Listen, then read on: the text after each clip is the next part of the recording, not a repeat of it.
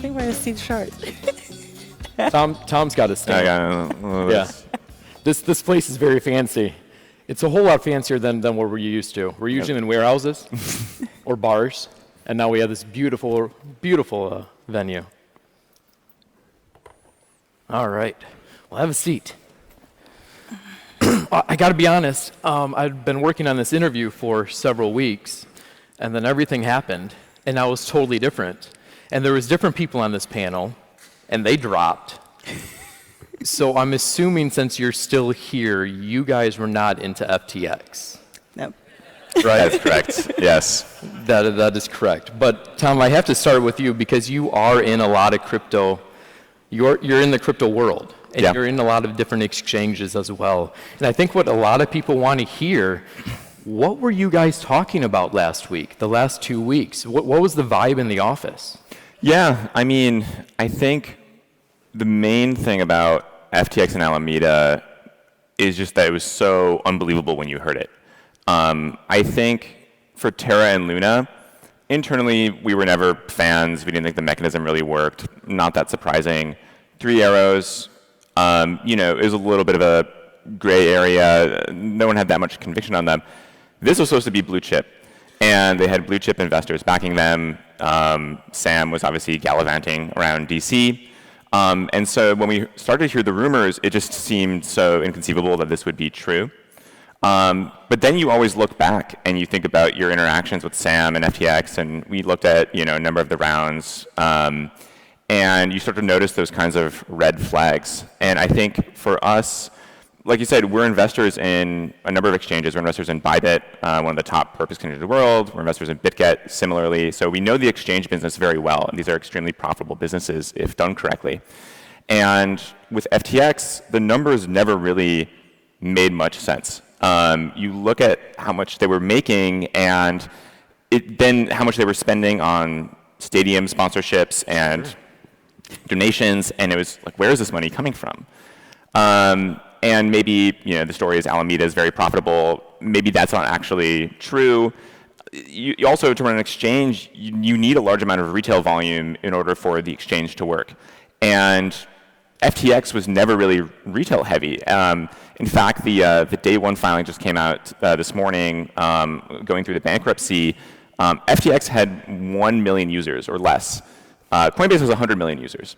And so when you sort of look back, like nothing about the story really made sense, but obviously it's a little bit of a confidence game when you're raising, and you sort of, obviously in VC sometimes you're looking to other investors, and I'm sure that's what a lot of other people were doing, and then this thing just starts snowballing, and that's kind of where you get to where we are today.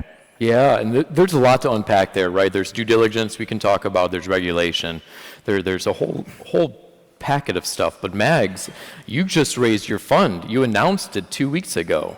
Correct. Perfect timing to announce a fund. I squeezed in right a week before the FTX collapse, and so my very first LP update had to be, welcome to the new crypto world. But actually, nothing changed. So it's interesting. I was already raising through the bear market. I kicked off the fundraise July 1st. It was already in a kind of slowdown in the market. And so I think the investor base that I have is believer in the long term. And if you are going to kind of think about what changed, what hasn't, nothing really changed. The fundamentals are still where they are. I think this is just another example of narrative-driven situation, FOMO-driven investing, just a lot of factors that are not actually crypto-specific. And the regulation is an interesting topic, right, where I do think there's a lot of things that we could do in terms of smart regulation, but at the end of the day, if you want to commit a fraud, the regulation is not going to stop you. Yeah, that's right.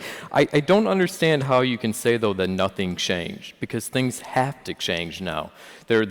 You can't just wipe out 30 billion, 10 billion, whatever it ends up being, and expect it to continue operating as normal. So let's talk about due diligence. What has to change on the end of due diligence for VCs? I understand it's very competitive, and so you're chasing investments that you need to close immediately. But has there been a reckoning for due diligence? Mags, let's start with you.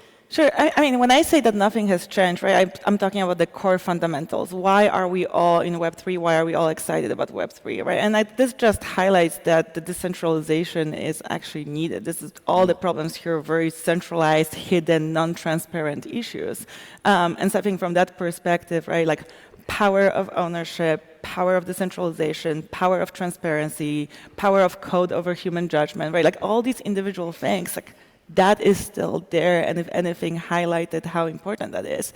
I think from diligence standpoint, I think a lot of investors don't want to admit that you kind of see what you want to see, and how much of red flags you can see them when you are looking for them, but in the moment you're so taken by the narrative and you're so taken by the perception.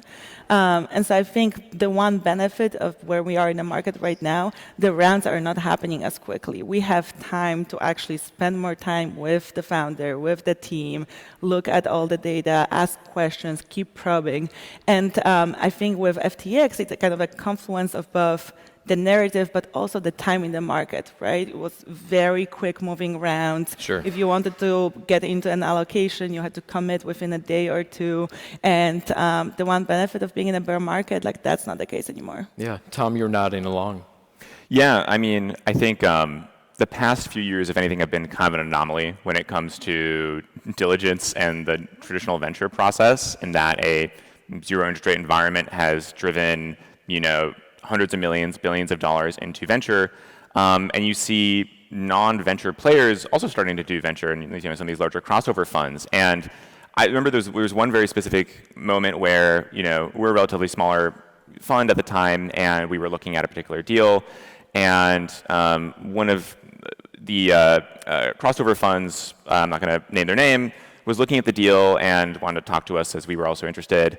And I was basically explaining the business to them on the call, and they didn't really seem to have a fundamental understanding of what the company did, and how some of the business lines worked. And I was like, if you're leading this deal and you're deploying 20 times as much capital as I am, like, why am I the one explaining this to you? And so I think we talk a lot about sort of the speed of these rounds, the pricing. I think really it's going to be sort of a reversion to the mean, and the past few years are not going to be sort of what things look like going forward. But yeah, I mean, as Megs was saying, certainly regulation could have helped with FTX, but really the problem was the current regulatory environment almost caused FTX, and that they pushed them offshore, and sort of caused them to do some of the things that they were doing. Ideally, these are the kinds of businesses that we should be housing in the U.S. and welcoming in the U.S. and having under a U.S. regulatory regime that is also friendly to them, so we can actually have audited books and we can have a process in place that prevents these kinds of scenarios. But I think in the long run, really the answer is having decentralized protocols and processes that just eliminate the need for these kinds of things. It's sort of regulation by default because the code allows the kinds of conditions that we want in regulation to happen. And if you look at what's happening in DeFi, all of these protocols are fine. Compound lenders have not lost any money. Aave lenders have not lost any money. Maker, Uniswap, DYDX, all these users are totally fine. Certainly there's volatility in the prices of these tokens, but there's not been any defaults. There have not been any bank runs because they've been built from the ground up to definitionally not have these kinds of problems. And so I'd really like to see us as an industry move more towards those kinds of solutions rather than relying on individuals, which can be faulty, to enforce the kinds of outcomes that we want. So the regulations. What needs to happen on the regulation front, or what do you expect to happen? I mean, so far what we're seeing is DCCPA, which was the bill that Sam was really working to push through DC, is probably dead. And DCCPA, really from our perspective, was sort of a bit of a half measure in that, yes, it sort of carved out some space for DeFi protocols to be somewhat exempt from regulatory action, which I think makes sense. You can't regulate a smart contract. But it would have pushed that burden onto anyone who runs a website, anyone who runs a front end, that allows people to access that, which feels like kind of a break from how regulation has been set up in the past. It's sort of, the comp would maybe be Article 230, right, in social media. And so, I'm optimistic that we'll be able to get to a better version of what was being explored in the past. But really, it's more of an attitude adjustment. I think really, if you look at what the SEC how the SEC has been treating crypto in the past, there's been a lot of infighting in DC amongst the different regulatory bodies around whose jurisdiction should this be, how should we be classifying these things. But the bigger point is more almost an attitude of animosity. Like, I don't want these things to exist. These things should just go away, and we should just do everything how we used to previously do them. And this stuff is not going away. If you zoom out, yes, there are waves, but crypto just keeps ratcheting up. And I would really like the US to be a leader and a hub for this technology in the world, rather than pushing it offshore and potentially losing out. Yep, Mags? Yeah, so I think the conversation hasn't been very productive, even for the last year, where we've been having this debate of, are tokens securities or are they commodities? Like, can we just acknowledge that they have cash-like, commodity-like, equity-like, and tech-like properties and actually develop new regulatory framework rather than trying to jam them into existing entities, existing frameworks that are not set up for that. Most of the regulation around securities is 50, 70 years old. Right. It is due for a change anyway from a pure securities law standpoint, but I think here it is sufficiently new entity with sufficiently different characteristics to warrant its own regulatory oversight, institution, etc. I think from when you look at it through that lens, we should be regulating financial institutions, custodial exchanges like FTX, in a very classic financial institution way. Like, that is not crypto specific, that is just financial institution specific. But with FTX's collapse, and Sam was the biggest proponent and the biggest head of this, who's going to take over that spot? Who's going to push the regulation forward now that he's gone? Well, I feel like we've been excited about. I shouldn't say that. Some people have been excited about Sam leading the charge on this. A lot of the DeFi community. What about you? Were you excited about Sam leading the charge? I am a cynic when it comes to the DC and regulatory environment, and it was less about him specifically and more money talks. But some of his proposals very anti-DeFi, and as we're kind of seeing now, that was very self-serving in many ways. I think the public perception was part of the narrative. Like, him being the fighter for regulation was just part of the narrative that he was selling, and a lot of people bought. But the real change, the real lobbying, the real influence happens behind the scenes. I love the cynic take on it. Absolutely. I don't think there is a big gap that happens now that he's gone. I think it was more like a dog and pony show, and the real change is happening with kind of real players. But also the other thing that we see with DC, there's a changing of guard happening. And when you look at the last election, I think I saw some stat, not verified, don't hold me to it, that every single politician that was backed by crypto donors who has intrinsic interest in smart regulation to this space won the election. And I think we'll slowly have this change of guard of people who are actually knowledgeable, as opposed to Tom's point, interested in just keeping the status quo.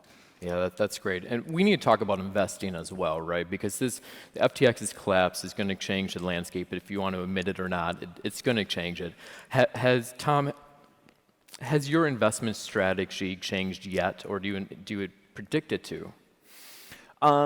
Yeah, so we just closed our third fund in January, and we've been very slowly deploying out of it. I think for us, I think we have a little bit of a reputation in the industry for being very critical and trying to go deep and trying to understand what's happening, and sometimes that's kind of an uncomfortable Frankly, truth. That's why you're on this stage. A little bit, yes. And so I don't think that component of what we're doing is going to change. I think with crypto, every cycle kind of rhymes, but ends up looking very different. DeFi and NFTs are not new things. They weren't invented in the past year. They were invented many years ago, and yet the winners and the nature of the companies out of this cycle look very different than the companies that were around in 2018 and 2019. And so I think for us, we have a long-term thesis around using this technology to create a new set of financial services, this new financial substrate.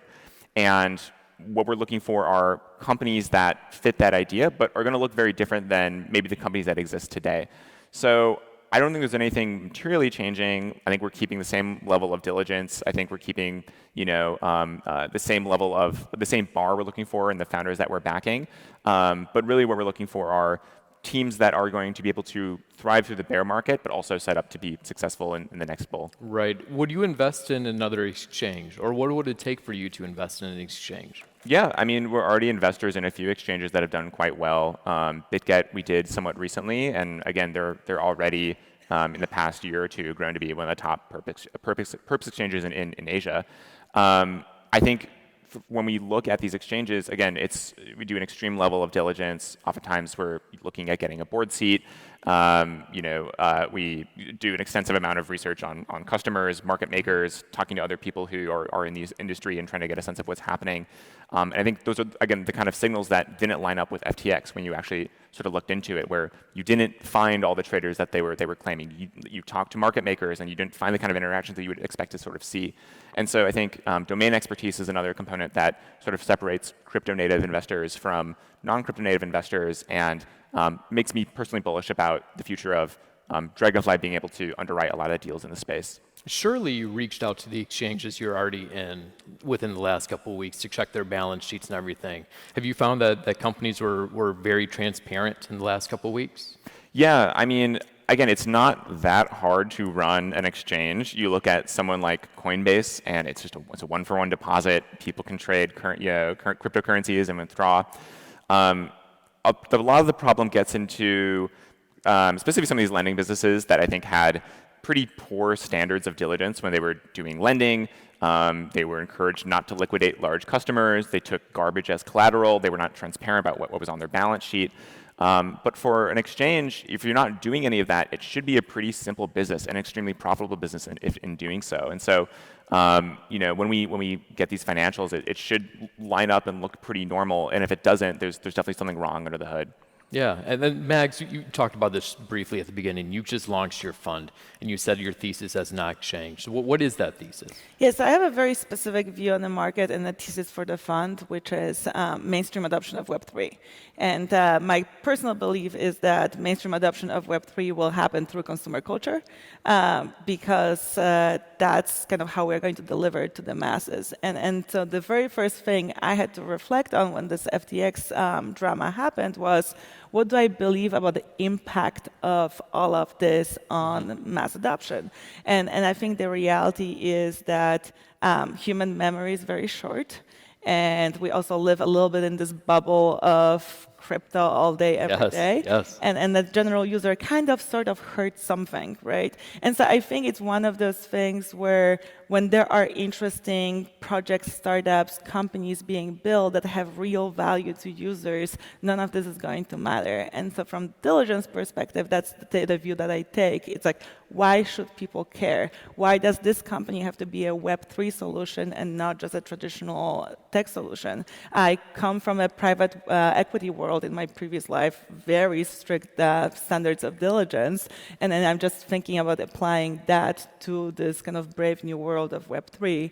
I think we are independent of what happened in the last couple of weeks. We already had this shift of kind of Web3 and what gets funded, right? Before it was a lot of IP-driven businesses, a lot of collectibles, a lot of kind of Web3 because we want it to be Web3. Yes. And we are moving to a higher fidelity projects and companies that are actually taking a step back, thinking from first principles, like how can we make a specific sector better because of Web3? And so I'm excited for this generation of builders. I think it can be very depressing, doom scrolling through Twitter or talking to press, talking to other investors. But at the end of the day, I every day get on a Zoom with builders who are building and they're excited and they're doing interesting things. And so I think, just excited to do that. Probably slightly slower deployment than I was planning because who knows how long we're going to be in this shaky environment. Yes, who knows?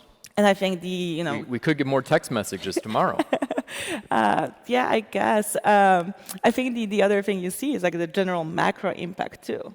And I think when you're talking to crypto investors, you can't just look at crypto market. Overall macro environment is important too. I have the benefit of sitting on dry powder that I just raised. You guys just have a new fund. But like a lot of investors in the space raised money last year, and no one wants to deploy too quickly and have to potentially raise a new fund in 2023. And so I think we will see some of this slowdown, a higher bar for the projects, just as people are kind of retaining higher margin of safety, just so they don't have to go back to their LPs and raise in a potentially still soft environment. There are other funds, A16Z specifically, are reporting record numbers in this downturn. And part of that is because token allocation. And that's one of the more unique things about investing in the crypto space, where they have access to these tokens very early. And so they can return those at an instant whenever they want. It's very liquid. Is that something that you guys are in support of? Do there need to be a lockup period? Mags, you're smiling, so let's start with you. I think lockup periods in general are already part of these deals. Like most of the time, you're doing an equity plus token warrant with certain lockup expectations. And I think we're moving in, that's part of the increasing sophistication of the space, right? Not just lockup for the investors, also lockup for the founders, aligning incentives from kind of the value creation perspective as well. I think as we are having this increased sophistication, it's actually not that different than IPOing a company at the end of the day. We're like, again, coming from a private equity world, you don't just sell all of your shares on day one of the IPO. You're thinking about impact to the market, value creation over time, right? If you're backing interesting projects and you are a believer in those projects, exiting your entire position at IPO or the token generation event, like that doesn't make sense actually. And you're also playing kind of a diversification over time. Can you expand on that? Why doesn't that make sense? Well, if you're believing the project, especially since the token events happen so much earlier in the company's kind of journey than IPOs, right? IPOs, you're kind of gone through the bulk of the growth, and now it's supposed to be a sustainable business. Here, you're like doing it so early that if you're a believer in the fundamentals, if you believe in like what you invested actually like is going to be a world-changing company, that is not done at the moment of token release, right? Like that is going to keep accruing over time. And so if you are actually like done your diligence and fundamentally believe in the company, you wouldn't be selling at day one, right? I have to push back on that though, because the point of an investor is to make money. Yes. And if you have the opportunity to make money in a downturn, why wouldn't you? Well, I mean, you absolutely want to make money, right? The point is how much of a short-term versus long-term view are you going to take? At the end of the day, the funds have 5-year investment periods, 10-year life of a fund. A lot of times, these token events happen like 1 to 3 years into your hold. If you think that there is going to be appreciation of the token price, you wouldn't be selling it right now, or you wouldn't be selling all of it right now. I think there is this kind of time diversification is really important, and that's not a new concept. Again, we've been doing that for a long time in the public markets. Tom? Yeah, I mean, I guess reiterating what Mags said, I think there's a very popular misconception that VCs put money into a project, they launch a token, VCs sell all the token and make a bunch of money. For us, and I'm sure for Andreessen as well, there's always a lockup period anytime we do a project that has a token warrant associated with it. And generally that lockup period is 3, 4, 5 years with at least a cliff associated with it. So we're watching this token go live and trade, and we don't even have any token to trade. We're structured like a traditional venture fund with a very, very long fund life. And when we're doing deals, it's on that sort of time scale of we think this can be a generational company, a generational project, and we want to be with them for the long haul. We've all worked in the crypto industry prior to joining. I used to lead product at 0x, and so we've been there before. We know how this stuff works, and we know it's a long journey to get there. Even half our fund is equity only, so SaaS businesses, exchanges with no token, just kind of boring cash flow generating businesses. So certainly, I think people are reevaluating their token plans now in light of the regulatory environment, in light, I think, of the scrutiny that's happening with FTT. I think there's also obviously a misconception around liquidity for these tokens, which is kind of the genesis of a lot of the problems with Alameda, where this was sort of their whole game, right? Which is they would launch these tokens, invest in these tokens, have an extremely low float, have a large part of the token on their own balance sheet, but that was not really liquid because no one was actually trading this token. and then mark that as collateral they could borrow against, which is obviously totally bullshit. And so I think overall, people are reevaluating what does it mean to have a healthy token launch? Do you need a token? Like how can we actually make this thing work versus just sort of mindlessly, trying to put something out there. How do you think regulators are going to approach the token situation? I think there should be a clear distinction between tokens that are commodities, tokens that are maybe utility tokens used in a game, tokens that are very explicitly securities. But I think ideally we should also be opening up securities investment opportunities to more Americans. I think credit investor laws are extremely restrictive, very disappointing.